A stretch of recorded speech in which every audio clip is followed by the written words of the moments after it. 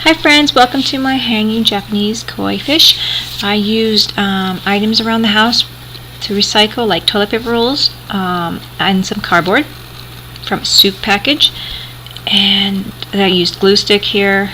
I also used obviously those plaster wraps for this particular project, and now I'm just kind of making my design. This is my first one here. I make a few to see which ones I want to make the best shape. And I picked the one with the best shape to go with the video. And so I'm working on the size and length of the tail and shape. And then I do a few different ones to see which one I like the best and which one I want to work on. So this is like a toilet paper roll fish, and I've seen these on Pinterest, just the toilet paper roll and then painted papers or whatever on them. And I decided to step it up a notch and make them into a decor for the house, a nice little hanging art. So I used plaster wrap on them, and yeah, we'll see how that worked. So here I'm using a playing card. I have like 24 of these things or whatever, or actually I think it's a 52 in the package, and so I can make a pattern, no problem, not worry about my cardboard. It sounds funny, it's like I don't want to waste my cardboard, but but yeah, that's the true story. So I have my pattern made with that.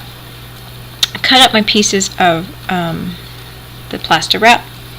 Now this plaster wrap was given to me a few years ago by a janitor of a school who needed to get rid of all this art supplies that I guess the art room wasn't using, and so I was really lucky to get a whole bunch of plaster wrap.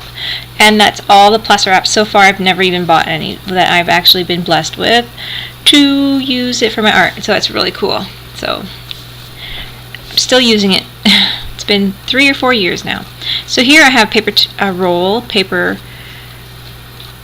newspaper rolls, and I'm just making the eyes. So that's another piece of recycled parts to this project.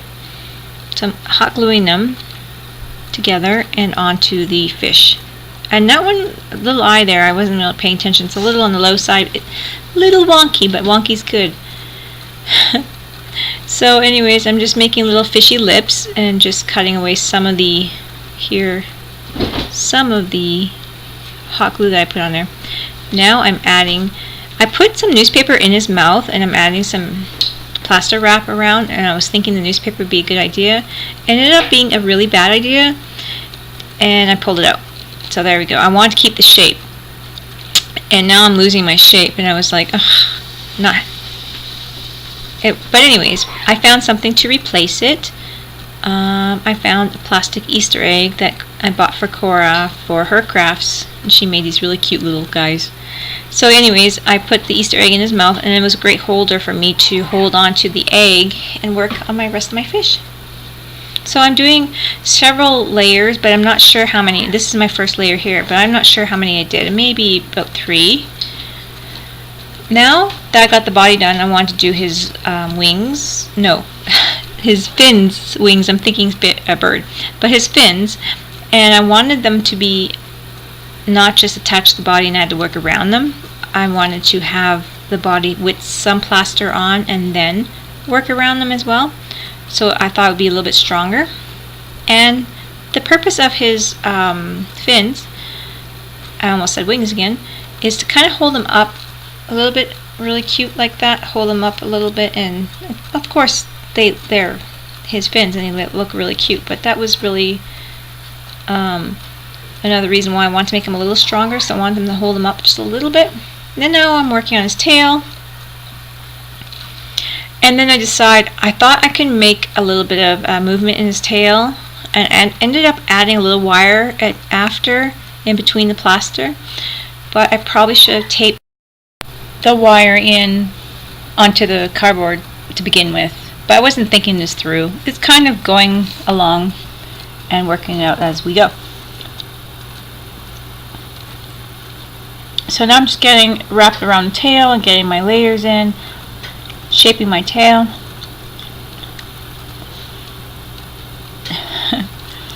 And trying to answer my phone with my finger or my knuckle. So now I'm just finishing up the end here and pretty much doing pieces I'm thinking are going to be the weakest. And I think I didn't do a second layer around the eyes or on the eyes, but right at the bottom where I have my hand there. I just wanted to make sure it's nice and strong, adding some water with my fingers and rubbing some of the plaster in. And that was really it. A really fun project.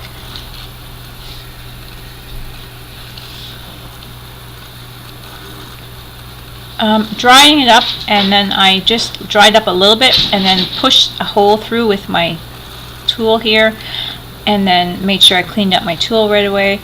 And I was starting to put gesso on, and I'm like, no, I don't want gesso. So I ended up putting a medium on there that was, I'm trying to think, heavy gel medium. And I'm just putting that on there to give it a glass look, porcelain look, and smooth it out a little bit. And it doesn't have that dry look to it. And I thought that would look a little bit better than just gessoing. So I did that, putting that all over and fairly good everywhere. Just on the top side, didn't need to worry about the bottom. Now I'm using a Posca pen.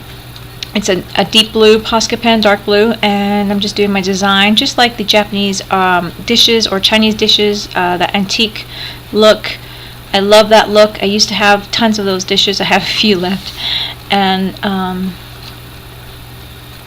just love that look, so that's what I did for my koi. It's just a little doodling on there. And then I bought the Posca pens. I did order them online on Amazon, I believe, and they did come from China. And I got like a box of all sorts of colors, and they've lasted me for a long time. Haven't used them tons, so that's why I've had them for a couple of years now. So they haven't dried out or anything like that, so that's good. I use the black and the white a lot. In fact, I've had to buy a few extras of those. But the colored ones, I don't use them as much, so I have tons of life left in them, and they're not drying out at all.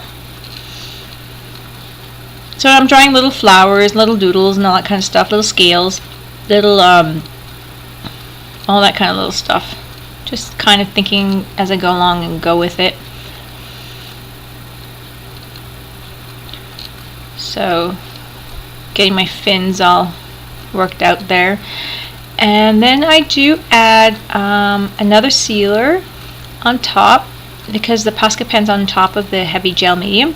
So then I add this outdoor medium. It's Decoupage from Deco Art, and I'm just putting that on there. And I know I don't think it's going to be outdoors, and if it is, it's going to be under protection.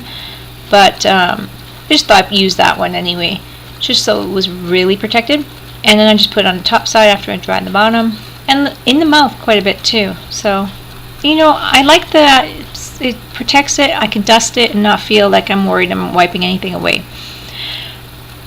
And because I put the marker on top of the medium, or the gel medium, that's why I did that. So it's a cute little piece here, and I hope you guys enjoyed this. Thanks for watching, everyone. I think it's cute considering it's just recycled toilet paper rolls and cardboard and a little plaster wrap. Thanks for watching, guys. Bye bye.